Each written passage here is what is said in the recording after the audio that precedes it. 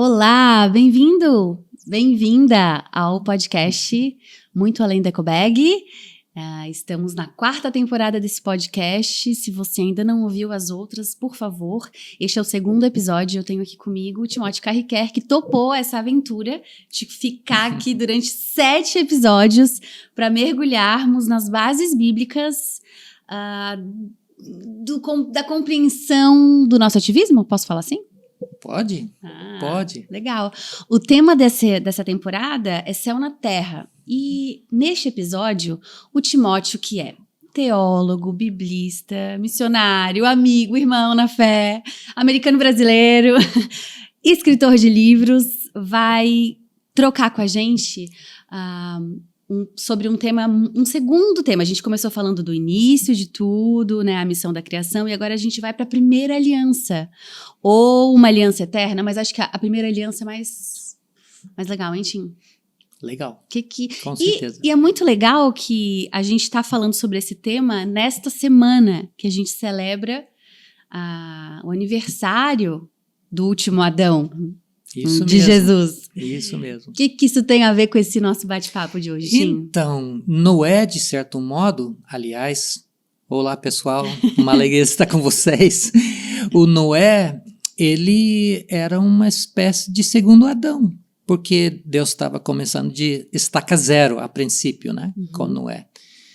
E nós vamos ler em Gênesis 9 que a aliança que Deus fez com Noé são praticamente as mesmas palavras que ele já tinha dado para Adão em Gênesis 1, que nós conversamos no último podcast. Agora, então, a gente pula lá para Gênesis 9, é isso? Isso, Gênesis 9. Então, se ele é o segundo Adão, digamos, né? Um tipo de segundo Adão, quem completou esse papel definitivamente, por isso a gente chama de último Adão, é Cristo. E nós celebramos o aniversário dele, né? Então, nós vamos fazer essa ponte, né? Entre Adão, Noé e Jesus. E é muito legal que Cristo nos convida para sermos coparticipantes. Coparticipantes. Da mesma maneira que Deus convidou Adão para participar na ordenação da sua criação. E da mesma forma que Deus convidou Noé, não só a salvar a si mesmo, mas salvar a representação da criação toda, né? Que entrou na arca. Porque lá no começo aconteceu um probleminha. Exato. Que nós esquecemos de comentar. É verdade. No 1, mas a gente faz questão de comentar no 2. Aqui com Noé a gente vê nitidamente o cuidado com o mundo, especialmente o mundo animal, né? Que é o mundo que Deus especifica com Adão para cuidar. Não sei se alguém lembra de Gênesis 1, 28, mas ele deveria cuidar dos peixes, das aves e assim em diante, né?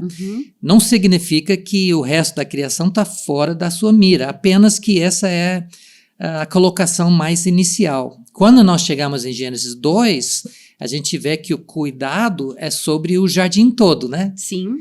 Mas, novamente, em Gênesis 2, 19, Deus chama o homem e coloca diante do mundo animal e pede para ele dar nome para cada um. Então, essa convivência com a biodiversidade, se a gente pode usar os termos que os biólogos estão usando, né? A biodiversidade especialmente compete a Adão, e agora nós vamos ver em Noé. E o interessante de Noé é que no meio cristão a gente faz o maior uaué em relação à aliança. Nós somos povo da aliança. E a gente fala sobre a aliança com Abraão, com Moisés e com Davi. E a gente esquece que a primeira aliança foi feita com Noé. Às vezes a gente até pula Noé para chegar em Abraão. Sim, total. Mas a primeira aliança foi feita com Noé. Você já tinha pensado nisso? Deixa aqui nos comentários, fala pra gente, como cristão ou não, sobre essa primeira aliança. Eu só naquele nosso primeiro bate-papo lá na 2ª temporada que caiu a ficha, assim, é mesmo. Eu digo a primeira vez que a palavra aparece, Berit, né? Primeira vez. Quando nós chegamos em Abraão, em Gênesis 12, a palavra nem aparece em Gênesis 12. Claro que é uma aliança que Deus está fazendo com Abraão, como ele fez com Adão, mas não, a palavra não aparece. Aparece depois, quando é repetido. Então, o fato da palavra aparecer com Noé já é notável. Já é notável. E o conteúdo também. Outra observação, Nicole. Cada vez que aparece uma aliança, ela marca um passo para o que vai seguir. Tá. Ou seja, cada aliança posterior é um acréscimo em cima daquela anterior. Ok. Essa foi a primeira. E essa primeira. Então, esse é o marco-passo que não vai parar até chegar em novo céu e nova terra, onde nós temos toda a habitação do planeta, lendo o livro de Apocalipse, junto. Então, marca o passo. Isso é bem legal. Uhum. Qual é o passo que essa aliança marca? Daí, olha como começa em Gênesis 9:1. Sejam fecundos, multipliquem-se e encham a terra. Primeira observação. Nós não lemos no podcast passado, nós só lemos Gênesis 1:26.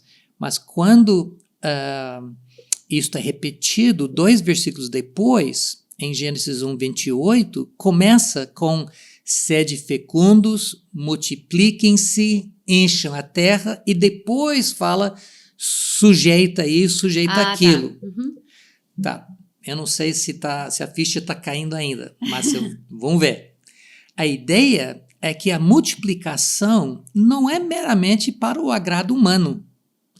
Não era apenas para expandir a humanidade. Existe um propósito para isso. Qual? Como se consegue dominar a criação?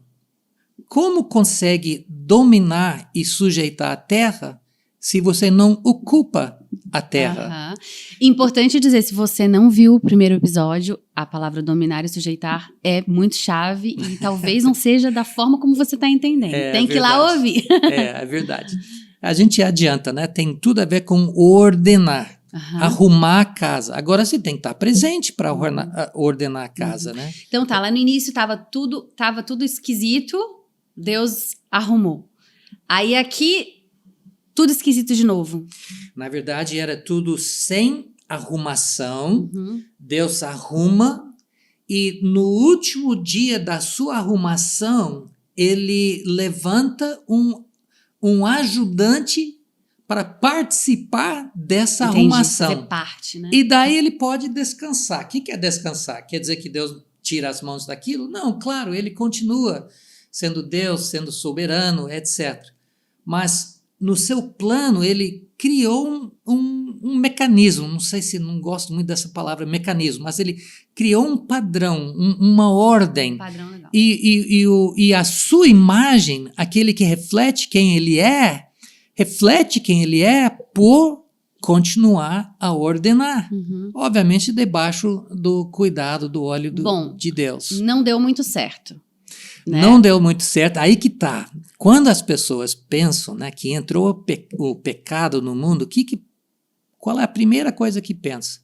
Qual é o significado do pecado? O pecado é desobedecer a Deus. Certo, o ser humano desobedeceu a Deus. Ele comeu da comida da árvore que Deus mandou não comer. Só que ele desobedeceu uma outra ordem.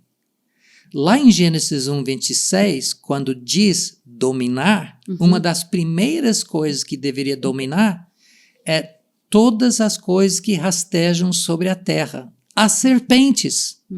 Faz parte. É o símbolo. Ou seja, o ser humano, a dar ouvido à serpente, ele desobedeceu, desacatou a ordem de Deus dele dominar, dele sujeitar, dele arrumar a casa. E ele permitiu com que a serpente o dominasse. Exatamente. Então, por que isso é importante? Porque caiu no conto da serpente. Porque a gente pensa, bem, qual é a solução do pecado? No conceito cristão, a salvação, a redenção, a reconciliação com Deus, que nos ajuda a definir o que é redenção. A redenção, a salvação, corrige o pecado e a dimensão da serpente. Ou seja, a salvação também contempla a restauração da humanidade, ou da nova humanidade, para sua incumbência de cuidar da casa de Deus. Obviamente, isso implica numa reconciliação com o dono da casa, né? Sim. Uma reconciliação com ele, mas significa que essa reconciliação redonda não só numa passividade, é isso que eu estou tentando comunicar. Reconciliação não é só ficar passivo, agora eu vou louvar a Deus, vou cantar, vou ler minha Bíblia. Não, a reconciliação é para restaurar a humanidade à sua incumbência.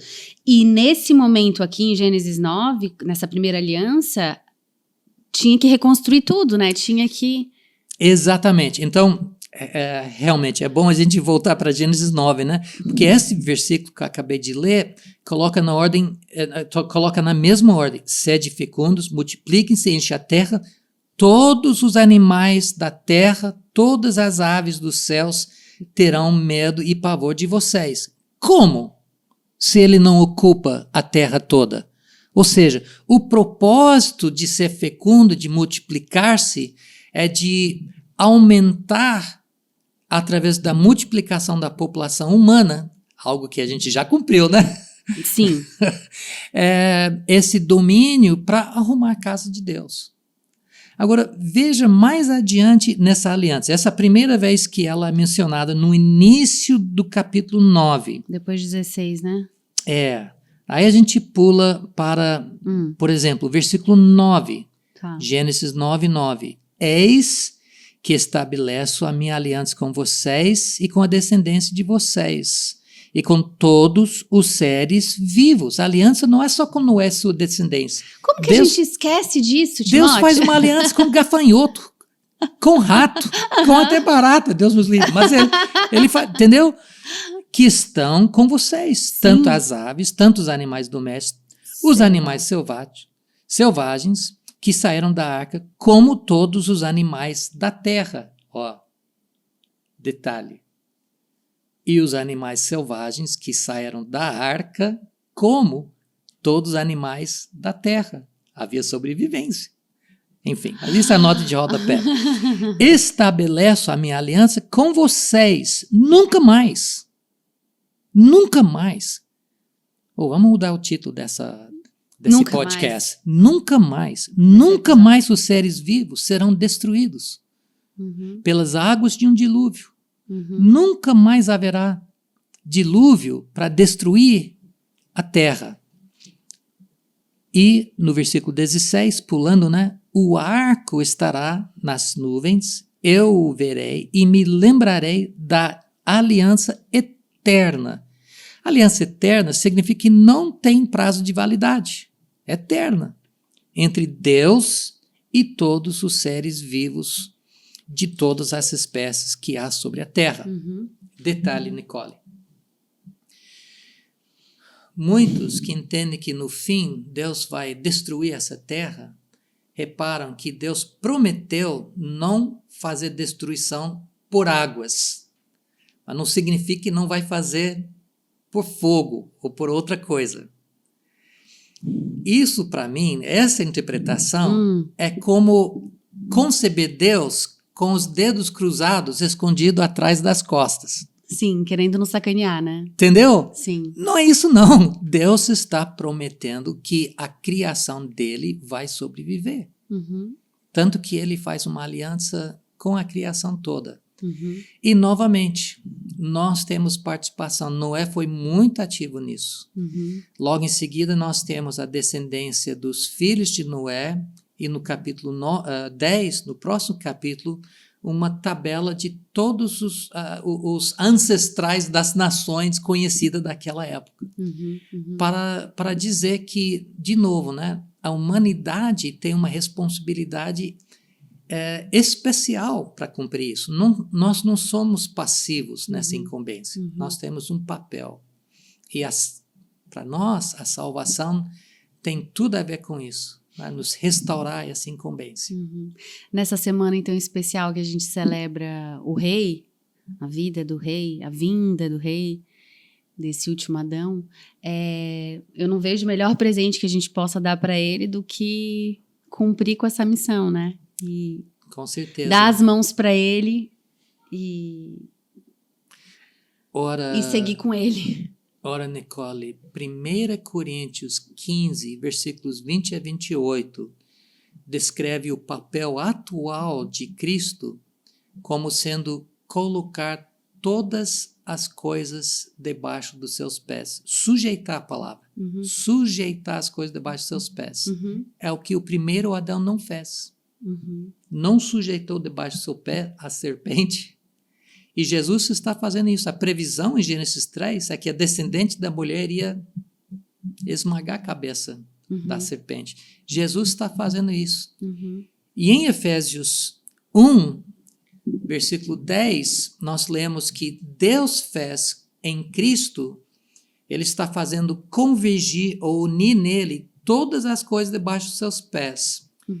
E lá nos últimos 2 versículos, de repente você acha para mim, né, de capítulo 1, nós lemos que para ele executar esse plano, eu estou parafraseando, né, ele deu à igreja. Isso que eu queria te perguntar. Ou seja, nós temos tudo a ver com isso. Versículos 21 e 22, os últimos 2 versículos do capítulo. 22 e 23. 22 e 23. Pôs todas as coisas debaixo dos pés e para ser o cabeça sobre todas as coisas, o deu à igreja, a qual é o seu corpo, a plenitude daquele que a tudo enche em todas as coisas. Se os cristãos são chamados corpo de Cristo, existe uma razão para isso. Somos as mãos, somos os pés, né? Ele trabalha através da gente. Não unicamente, né? Sim, mas... Graças a Deus, mas ele nos chama para participar desse projeto. E celebramos o dia que ele entrou nesse mundo para revelar tudo isso para nós. Que legal, que legal. E olha, eu tenho um presente para você. Eu não, Timóteo. Lá no site da Ultimato tem um e-book gratuito. Ah, verdade. É verdade. Lá no Ultimato tem um e-book que dá mais detalhes sobre esses estudos, que chama A Teologia Bíblica da Criação. É no site do Ultimato. Vai lá, eu vou deixar o link na descrição aqui para você. E temos outros livros do Timóteo. O Propósito de Deus e a Nossa Vocação. Esse é um livro que tem tudo a ver também com essa temporada, não tem, Tim? Isso. Esse livro foi lançado ano retrasado, acho que foi 2020. Super ousado, da missão toda. Ele, por ser a missão toda, obviamente ele começa com a criação, a missão nossa diante da criação. E dou uma dosagem bem grande a respeito disso, porque outros livros que tratam do assunto da missão do povo de Deus, às vezes ignora essa dimensão. Gente, então, essa é o segundo episódio. Obrigada, Tim, mais uma vez, por tanto. Eu espero que vocês tenham gostado. Deixa aqui nos comentários suas dúvidas, perguntas. Quem sabe eu pego um dia o Tim para ele lá. Entra no YouTube para responder! Mas as dúvidas de vocês também nos alimentam para que a gente possa trazer mais conteúdos e criar mais conteúdos. Boa. Feliz Natal! Feliz Natal! Né? E semana que vem a gente está aqui de novo. Obrigada, Tim. Beijo sem lixo. Tchau, tchau. Tchau, tchau.